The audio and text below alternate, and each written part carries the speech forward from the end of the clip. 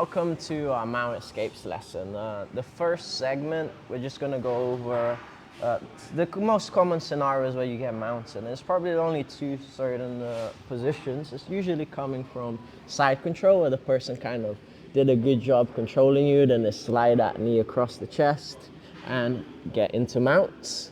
And the other way is from half guard, where we had like this tight scenario and maybe our partner does a big tripod up with like loads of shoulder pressure, and then they start sliding that knee through and escape their knees. So any other variation of mount is usually the same on one of those two kind of ways.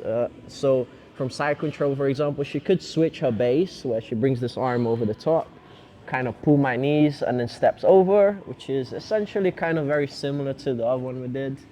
Half guard, exactly the same thing. So even if she was in half guard leg, she could switch her base as well and then start sliding that knee through and going into mounts. Other than that, realistically, it's gonna be that's the only most common ways people are gonna mount you. Of course, we do several things to try to prevent it by shrimping, bringing this knee in, but this first segment, we're gonna really be focusing on really early kind of counters, where as soon as I realize I'm going to get mounted, instead of just trying the traditional approach, which is trying to catch this leg, which is fine, right?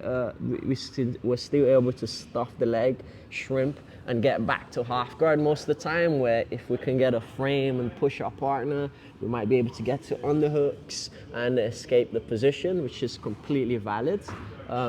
But again, because again, you're gonna be going up against higher grades sometimes, often they will do a really good job mounting you. So the likelihood of you catching this leg is quite low.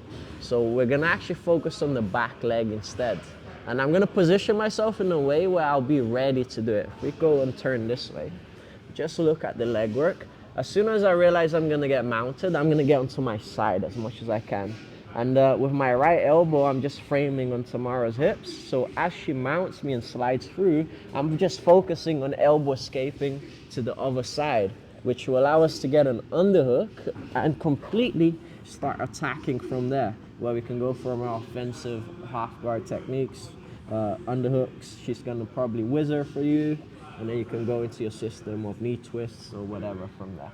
So if you take that approach against when you're getting mounted, again, you haven't been able to escape side control at all. Just get onto your side and just kind of get decent at just going for the back leg, because they do not expect it.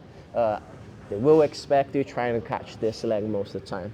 And it works from both scenarios. From here, if she switches her base as well, so if you bring this arm over as well and tries to mount from here, I'm getting on my side, stuffing that leg in and getting up. So that's the kind of approach I want you to think about. But again, this is if we couldn't do any of our side control escapes and we know we're about to get mounted. So you have to accept the position sometimes. Your next set of approach is the bridges. So often people who are quite decent, got good explosive hips, you can try to bridge your partner to either side as they mount you. The more traditional side would be this one, because we've got this arm trapped already. So as Samara mounts me, she's not careful with her base. As soon as she mounts, I'm just gonna time it, trap this in, and do a trap and roll to try to get up on top. Again, against stronger, more experienced people, it's gonna be a bit more difficult to pull that off because they're good with their base. And like I said, you can go both sides. So if she mounts me again, I might just time it with a trap and roll to this side instead. And it works from the other bases as well. So if she switches her base and goes to mount from there, I could try to trap and roll and bridge that way. Or again, I could try to trap and roll and bridge this way. But use it with cautions, of course, because like I said, it could just end up with her mounting you trying to bridge and you get stuck in the position. So recognizing those two approaches as the person mounts you is probably the way to go if you haven't been able to escape the side control situations. But At the beginning, I mentioned the half guard. So if you go back to half guard now, this is the last little segment. The other way Tamara is gonna get to mount is if she tripods up with a good shoulder pressure and start sliding that knee through. And now, we could potentially still follow the same approach of the bridges, but you can see it's a little bit more difficult. She's got her head to base, she can flare that elbow. She can also base up on the leg to stop the bridges from happening.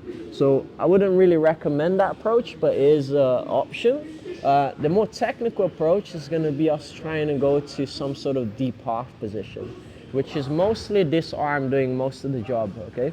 As soon as I realize she's tripoding up, I'm gonna thread this arm through, and it's actually gonna go in between the legs, and I'm gonna try to get past this cross face and show the pressure that she has by bumping her forward with my knees and getting underneath her. And this is our deep half position. Usually, as soon as you kind of get to deep half, a good habit is just backdooring, which is just punching this up and trying to slide behind and get up into like a turtle position. I'll show it from one more angle. She's here. Again, she starts to tripod up. I don't want this arm being trapped here. I'm gonna go through in between the legs, bump myself up, and then she's gonna probably base and try to tidy up the position. Meanwhile, I'm just trying to backdoor and create a little scramble to end up in a better situation. And that's basically the little first segment, right? Remember that a lot of times the guy's just gonna be really great at controlling you from side control.